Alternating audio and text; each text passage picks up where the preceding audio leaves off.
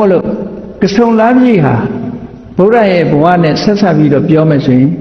ဗျာဒိတ်ခံခဲ့တာလဲကဆုံလားပြည့်နေပဲနောက်ဆုံးဘဝမှာဖွားတော်မူတာလဲကဆုံလားပြည့်နေပဲဖျားဖြစ်သူရောက်တော်မူတာလဲကဆုံလားပြည့်နေပဲဘဝအဆုံးသတ်ပြီးတော့ပြိဋိဘံစံသွားတာလဲကဆုံလားပြည့်နေပဲလို့ဒါကြောင့်မို့အကျဉ်းချုပ်ပြောမယ်ဆိုလို့ရှိရင်ဗျာဒိတ်တော်ခံဖွားပွင့်စာ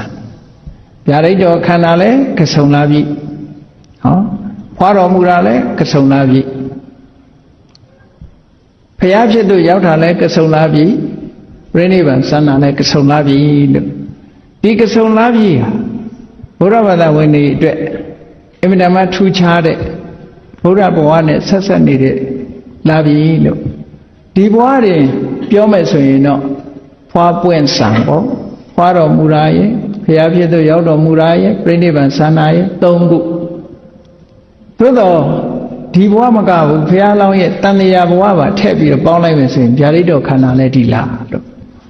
ဘာဖြစ်လို့ဒီလိုပြောရတော့ဆိုဗုဒ္ဓဝင်ပါဠိတော်မှာဘယ်လိုပါတော့ဆိုတာရကနာဝိရောစန္တိအကဲခတ်ပြီးတော့ကြည့်ကြတာနော်ဒီကနတ်တွေပြမာတွေအဲ့ဒီဗျာဒိတ်ခံတဲ့ပွဲမှာဖះကိုပူဇော်ရင်သူ့မိသားရဲ့သိလေးကိုဖះလောင်းဆိုပြီးတော့ဝိုင်းဝန်းပူဇော်ကြတယ်အဲ့လိုပူဇော်တဲ့အထဲမှာသူတို့ကလည်းအတီးပြုကြတယ်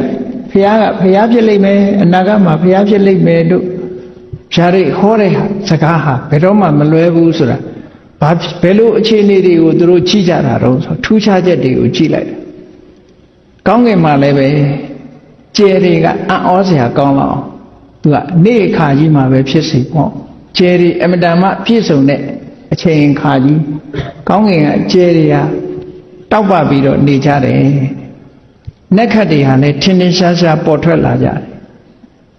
ညအခါထွက်ပေါ်လာမဲ့လာပြီဝန်းကြီးကလည်းပဲ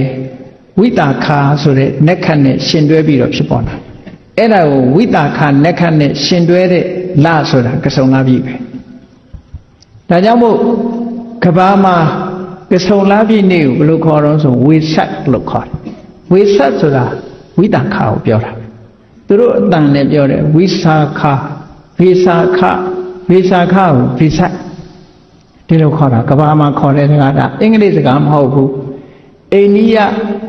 ဝေတာခဆိုတဲ့စကားလုံးကိုပါဠိစကားလုံးကလည်းဝေတာခပဲ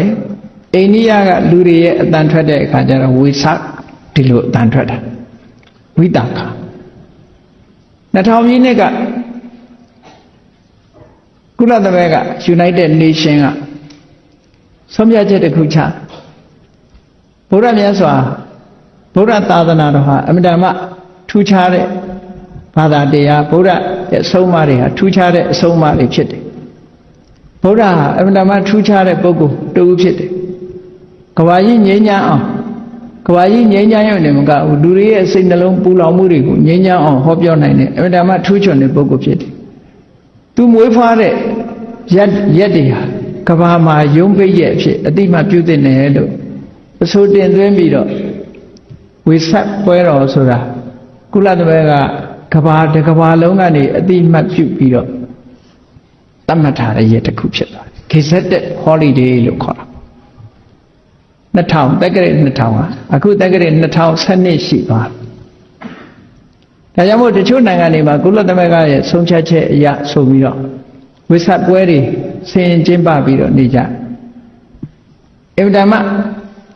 ဒီမြတ်စွာဘုရားရဲ့ဂုဏ်တော်ကျေးဇူးတော်တွေကိုအာယုံပြုပြီးတော့လှုပ်တင်လှုပ်ထိုက်တဲ့ပွဲတစ်ခုပဲ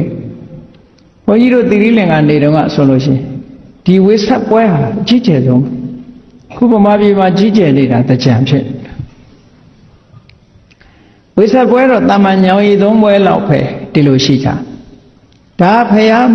ဖွားတော်မူတဲ့နေ့လည်းဖြစ်တယ်မြတ်စွာဘုရားရဲ့ဘာတတေပေါ့ဖွားတော်မူတဲ့နေ့လည်းဖြစ်တယ်နောက်တစ်ခါမြတ်စွာဘုရားဖြစ်တော့